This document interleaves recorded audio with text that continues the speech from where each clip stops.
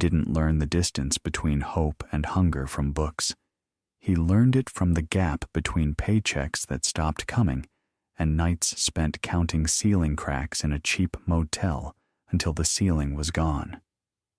Evan stood outside the factory with a cardboard box of belongings and a termination letter that managed to be both polite and merciless. By dusk, the motel key wouldn't turn anymore.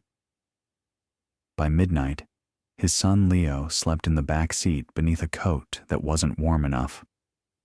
The world had quietly reclassified them. Not customers, not tenants, just travelers with nowhere left to go. Morning spilled a gray light over the parking lot, all puddles and oil rainbows. Evan brewed instant coffee on a camping stove that had once been for weekend fun and now felt like life support. Leo woke with a smile too brave for an 8-year-old and asked if today they'd find a place with a door. "We'll find something," Evan said. He checked the cracked screen of his phone. A voicemail from a lawyer's office he didn't recognize. "Regarding an inheritance," the voice said. "Please call." Inheritance implied the impossible. Belonging. He called back, heart doing a wild, clumsy dance. The lawyer's office sat above a bakery that smelled like survival. The man behind the desk wore a suit that had known better summers. "You're listed as beneficiary," he said, sliding a thin folder across. "A distant uncle on your mother's side. Paperwork is messy, but the asset is clear. A decommissioned Cold War bunker, rural county, prepaid taxes for the year, transfer fee $900. 900 might as well have been 9 million. Evan laughed once, without humor. "A bunker?" The lawyer shrugged. "Concrete, steel door, utility lines long dead. Worthless to most. Yours if you want it." The drive took them far beyond what the map called town and into a quilt of fields stitched with hedgerows and power lines that had forgotten what they were for. Leo pressed his face to the window as bales like sleeping giants rolled past. "What's a bunker?" he asked. "A place that was built to keep people safe," Evan said. He didn't add, "safe from everything except long, ordinary time." They followed a gravel spur to a low hill crowned with scrub and a fence. A rusted sign, "U.S. property, decommissioned." Someone had scrawled a smiley face in permanent marker beside it. The bunker looked like weather learning to square its shoulders. A concrete mound with a steel door sunk into earth, a vent pipe like a periscope, and weeds that believed in second chances. The key the lawyer mailed fit on the third try. The door swung inward with an exhausted sigh, exhaling air that smelled of metal, old dust, and something like rain kept in a jar. Leo squeezed Evan's hand. "It's dark." Evan clicked on his flashlight. The beam cut a corridor into existence, poured concrete, stenciled numbers, a red line along the wall leading deeper. "Hello?" he called. The bunker listened. They stepped carefully, their footsteps turning the silence into a story. Rooms appeared. A generator bay with a machine the size of a small car, a mess hall with 2 bolted tables, a storage room where crates stacked like gray teeth wore labels that had turned shy. "It's like a ship that sank and forgot the water," Evan said. Leo found a chair and claimed it. "Can we live here?" The question was both absurd and suddenly practical. The place was dry, windless, indifferent. Maybe those were virtues. "We'll see," Evan said, touching the concrete. It felt stern, but not unfriendly. They camped near the door that first night, close enough to the outside to pretend choices still existed.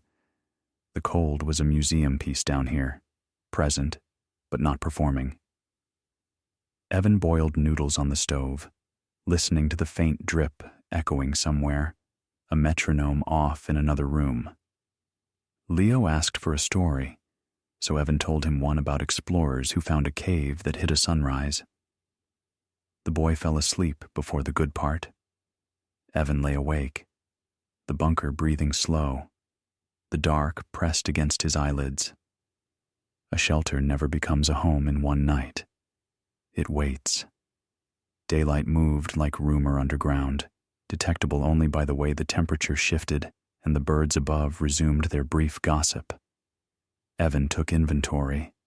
Canned goods long expired, blankets that smelled like decades, a first aid kit, a map pinned to a corkboard labeled Civil Defense District. A smaller note lay under attack. Property of Warden's office. Return if found. Leo discovered a dusty toolbox and held each wrench like treasure. We should fix something, he said. Start with that lamp, Evan said, nodding toward a gooseneck fixture above the table. Fixing things. Yes, maybe that was the way in. They traced the wiring like archaeologists excavating a civilization that had committed to function over beauty. When they coaxed the generator to cough once, exhale twice, then catch on a third try, the light stuttered alive. Leo whooped, the sound ricocheting down corridors. The bunker blinked, then seemed to recognize the shape of them.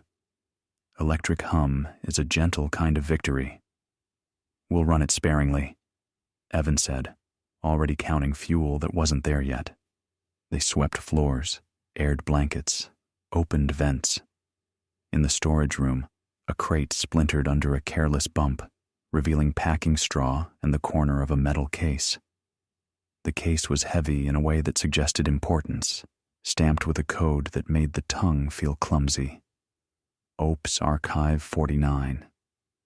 The latches had rusted politely rather than aggressively and gave under the persuasions of a screwdriver. Inside lay folders bound with fading red string, photographs and plastic sleeves, and a sealed envelope stamped confidential in the kind of font that believes itself. Leo asked, "Treasure?" Evan said, "Information. Sometimes that's more valuable." He slit the envelope with a pocket knife. Inside, a thin ledger, 4 names, a set of coordinates, and the phrase "Asset Disposition Hold, Civilian Restricted," written in a precise, impatient hand. He was a man of practical needs, food, a bed, heat, but the ledger tugged with the soft gravity of story. It listed deliveries to the bunker in the late 50s, fuel drums, radio parts, rations, medical kits. Then, suddenly, an entry unlike the rest. Crate Series M17, Custody Warden, hold pending federal transfer, no receiving signature. The line after it, transfer canceled, asset to remain in situ. The pages smelled faintly of old varnish and maybe thunderstorms. Evan slid a photograph free, men in coveralls standing beside a crate tall as a person, faces blurred by the long exposure of history.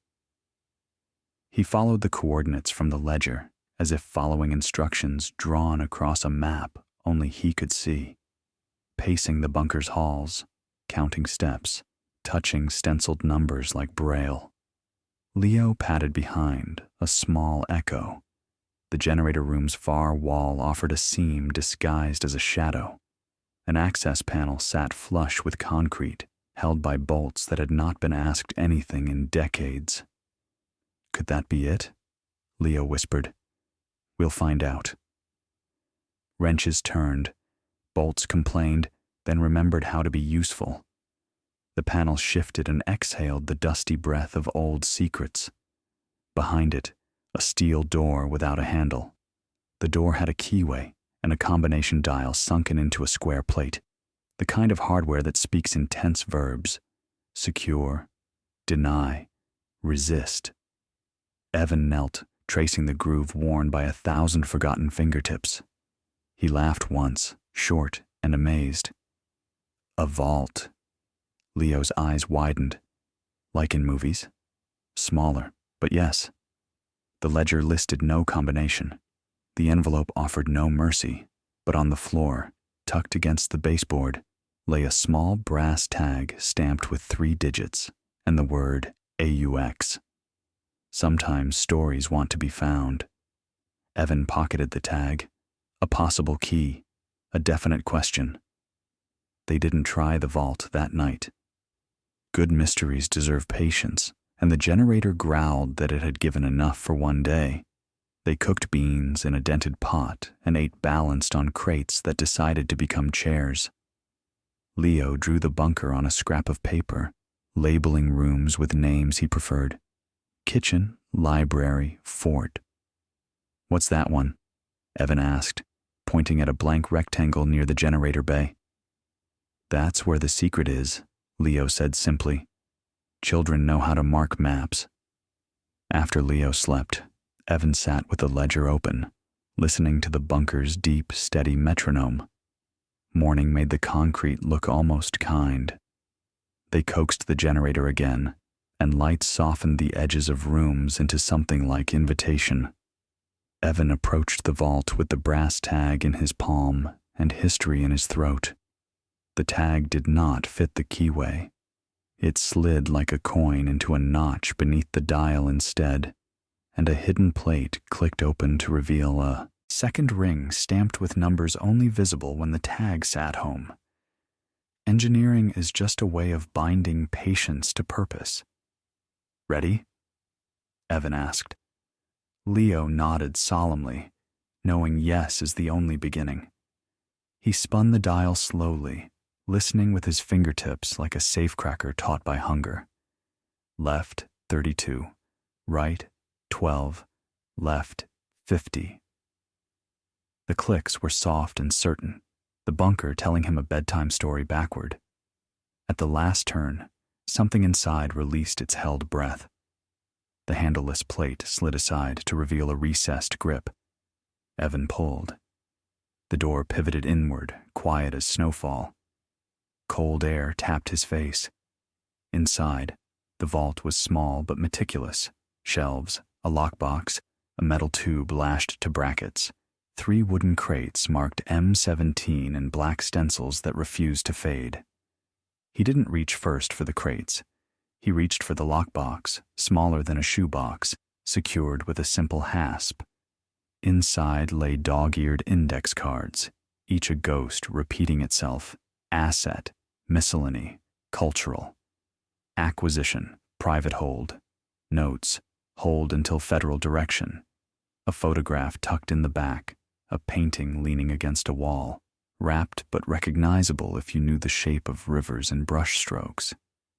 Evan didn't know art, but he knew care. Someone had cared enough to hide things not because they were dangerous, but because they were precious. The metal tube bore a label: Blueprint, Project Helios, Civilian Grid Adaptation. Helios implied light, and light implied power, and power implied life made easier in the loneliest winters. Evan unlatched the tube, easing out rolled paper with the reverence of a man unlearning cynicism.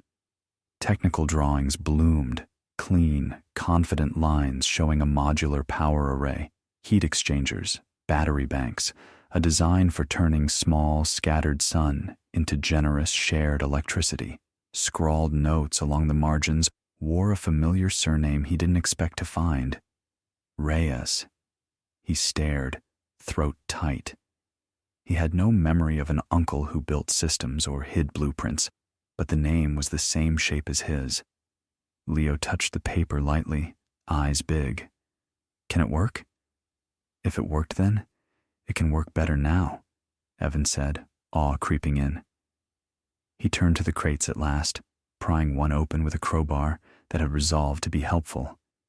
Inside, airtight canisters, their sealing rings still proud, labels, bearer certificates, Series B, 1948. The next crate held carefully wrapped canvases, edges bound in cloth. The third held small ingots stamped with hallmarks that needed no translation. The vault's air felt heavier now, crowded by numbers that could change lives, rebuild towns, rewrite family myths. How much is it? Leo asked, the plainest question dressed in awe. I don't know, Evan said, truthfully and tenderly. He thought of markets and museums, of courts and claims and law that likes to arrive late. He thought of the lawyer's shrug, the $900 he still owed, the nights in the car that had taught him how much light a promise can hold. He closed the crate gently. Enough to help, he said. Enough to make things better. Leo nodded, satisfied, as if the exact number only mattered to people who had forgotten how to measure in kindness. They sealed the vault again, because sudden abundance can be loud, and the world outside was always listening. Evan returned to the blueprint with the hungry attention of a man who'd found the story he was supposed to finish. The Helios system showed a way to build power from thrift, panels, storage, a grid that didn't need to be huge to be human. He imagined a field of small lights fed by one stubborn bunker. He imagined neighbors he hadn't met yet, plugging in coffee makers and hope. He imagined not leaving. We can do this, he told Leo. Together. They took it slow. A call to the lawyer first, careful and vague. There are items that might be historically significant. A pause on the line, then a measured reply. Document everything. Don't move anything you don't have to. And Evan, be careful who you tell. Careful, yes. But silence wasn't the only option. He drove to the library and scanned blueprints page by painstaking page, a chorus of scanner beeps that sounded like a heart tapping out a plan. The librarian brought sandwiches and asked no questions. People sense when a story is still putting on its shoes. They lived gently around the secret, like roommates with a sleeping tiger. Evan patched leaks, turned the mess hall into a kitchen, lined shelves with books rescued from thrift boxes. Leo chalked constellations along the corridor ceiling, renaming them after sandwiches and superheroes. A stray dog started hanging around the door. They called him Radar because he always heard them coming before they decided to return. Every evening they walked the hill and watched light press its hands against the edge of the world. Every night Evan read the ledger again, understanding more, fearing less, wanting exactly what was suddenly possible. The first Helios test was small as a whispered secret. 2 salvaged panels, a makeshift rack welded from angle iron, wires scavenged and made honest again. When the meter flickered from 0 to 1 and held, Leo shouted and Radar barked and Evan closed his eyes, letting the tiny current run straight to the scar in his chest where worry had lived too long. We're bringing the sun underground, he said, which sounded like poetry, and also like the truth. The battery took charge like a grateful patient. Somewhere deep in the bunker, a bulb glowed steady white for the first time. They didn't open the crates again that night. They didn't count ingots or calculate bearer values or imagine men with briefcases and opinions. They sat at the table eating soup that tasted better than soup should, while the bunker held their voices and Radar slept with his chin on Leo's sneaker. Evan unfolded a copy of the Helios design and tapped the margin where his surname curved. We'll do this right, he said. We'll protect what's precious and share what gives light. Leo nodded, serious. The bunker was quiet. Outside, the wind shifted. The secret waited without hurrying. So did morning. Morning came disguised as a dim hum in the concrete, the faint promise of daylight filtering through vents, and a thin hope curling in the steam from instant coffee. Evan sat at the table staring at the blueprints, tracing the lines again and again as if they might start speaking. He didn't know where to start. Selling, hiding, building. Leo still slept curled in the blanket, radar snoring beside him. For the first time in months, Evan felt something almost like peace. Yet beneath it, a pulse of unease throbbed. Every fortune comes with a question. What do you owe it? He started small, mapping what worked, what needed repair, what could be powered by Helios's design. The generator still coughed like a chain smoker, but the solar rig he'd patched together hummed quietly on stored light. When he stepped outside, the frost-crisp air felt thinner somehow, as if the earth knew it was sheltering a secret. He looked toward the horizon where the county road twisted like an old scar. Somewhere out there were people still sleeping in cars, families like his had been. He whispered to the wind, "You'll have light soon," though he didn't yet know how. The lawyer called again. "You've been making news," the voice said. "Someone filed a Freedom of Information request about the property." Evan's pulse skipped. "Who?" "A historical preservation group, and possibly the government." Silence filled the line. "There's rumor of lost Cold War assets, things of value." Evan glanced at the sealed vault door. "There's nothing dangerous," he said carefully. "Maybe not dangerous," the lawyer replied, "but valuable tends to attract people who behave the same way." After the call, he sat still for a long time. The bunker was safe for now, but safety was never permanent. That night, he told Leo a simplified version of the truth. "There are people who might come asking about what we found. We'll just tell them we're fixing the place up." Leo nodded, brave but wide-eyed. "Like a secret mission?" "Exactly," Evan said, smiling. "Mission Helios." The boy grinned, adopting the name like armor. They painted it in chalk across the main wall, bright yellow letters glowing faintly under lamplight. Later, as the boy slept, Evan wrote in a notebook of his own, "If they come, I want a record of how it began. Not for them, but for him." By week's end, they had heat from the solar cells, enough to warm the kitchen and sleeping quarters. Radar had adopted a bunk of his own. The bunker no longer felt like a tomb. It felt like a heartbeat, steady and low. Evan began repairing the old communication room, restoring the radio he'd found behind fallen shelving. When it finally buzzed with static, Leo clapped. "Can we talk to space?" "Not yet," Evan laughed. "Maybe just the next county." But in the back of his mind, the radio felt like a bridge, and bridges invite crossing from both sides. Late that night, a faint signal emerged from the static. A male voice, distant and formal. "Testing frequency 9.2. Bunker registry. Come in." Evan froze, hand hovering over the dial. Leo was asleep again, and the bunker seemed to lean closer, listening. He pressed the transmitter. "Who is this?" he asked. Silence, then a pause. "Registry search. Civil Defense Archive. Identify location." Evan clicked off the radio. His breath fogged the cold air. Whoever they were, they knew enough to look. The bunker's secret was no longer just history. It had become a story that wanted to be found.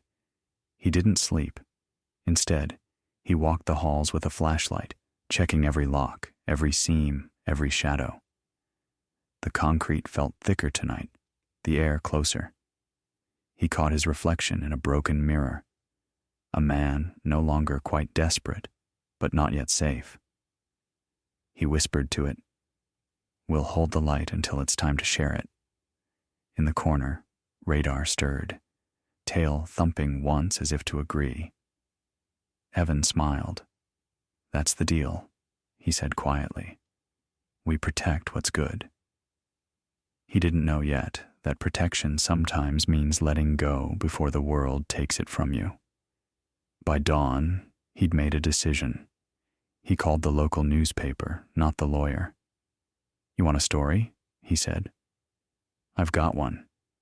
But it's not about gold or war. It's about what's been waiting underground, something that could help people. The reporter arrived 2 days later, curious but skeptical. Her camera clicked as she stepped inside the bunker. It's like walking into history, she said softly. Evan nodded. History that still works. He showed her the solar rig, the blueprints, the glowing light bulb fed by sunlight caught yesterday. She didn't ask about money. She just asked, "What now?" "Now we build more," Evan said. "Small power stations, shelters, places like this, but open." The reporter smiled. "You're turning a bunker into a beginning." "That's the plan." When her article went live, it spread quietly, shared by local forums, then picked up by a regional outlet. Donations appeared, small amounts with big hearts. $20, a used battery, handwritten notes that said things like, "For the next family in the dark." Evan printed everyone, taping them to the wall. Hope is cumulative. It grows by attachment. The bunker became less secret and more sanctuary. Within a month, volunteers came. A retired electrician with steady hands, a teacher who brought books, a farmer who donated old panels from a ruined greenhouse. They came for curiosity and stayed for meaning. Leo became their unofficial guide, proudly showing visitors the secret door they couldn't open and the mission room where ideas lived. Evan watched it all with quiet disbelief. He'd built nothing alone. The world, starved for something worth mending, had found him. Even the lawyer called to congratulate him. "The preservation office withdrew their claim," he said. "Apparently, your story did more paperwork than I could." The following week brought snow, thick, silent flakes drifting down like forgiveness. Evan stood outside watching the panels shimmer under a fragile sun. The bunker looked almost peaceful now, a place both past and future. He thought about the vault, about the crates still sealed in darkness. He hadn't touched them again. Money, art, whatever they held, it didn't feel like his anymore. It belonged to the purpose that had found him. "Dad," Leo called from the doorway. "The light's still on." Evan smiled. "Then the world's working." He didn't need to open those crates to feel rich. The radio crackled again that night, but the voice was different, softer, local. "We read about you," a woman said. "We've got an old shelter out by the lake. Could use your know-how." Evan replied, "Bring a truck and coffee." By morning, she arrived with 3 volunteers and boxes of scrap. They worked side by side until dusk, running wires, sealing leaks, sharing stories. When she left, she pressed a folded note into his hand. "You reminded us what community sounds like." He unfolded it later by lamplight, smiling. Maybe that was the real inheritance. Not money, but echo. Spring thawed everything, snow, soil, and the last traces of fear in him. The field above the bunker bloomed with wildflowers. Leo built a kite out of scrap plastic and old wire. When it rose, sunlight hit it and flashed like a beacon. "It's saying hi to space," the boy shouted. Evan laughed. "Maybe space is waving back." Visitors still came, some staying to help, others leaving messages on the walls. One evening, a stranger arrived, gray-haired, coat frayed, eyes bright. "You Reyes?" he asked. "Evan Reyes." The man nodded. "Your grandfather worked for my father. He'd be proud." The stranger introduced himself as Martin Hale, once an engineer on the Helios project. "They shut us down when the funding shifted," he said. "But your grandfather believed small power could change everything. He smuggled the prototypes out, said someone someday would finish the work." Evan showed him the blueprints. Hale traced the lines with reverence. He simplified brilliance, he murmured. We built towers, he built trust. They spent the evening sketching updates, merging old science with new hope. He left you the best kind of fortune, Hale said before leaving. A problem worth solving. Evan nodded. Finally. Weeks later, Hale returned with equipment, salvaged batteries, microinverters, a van load of copper wire.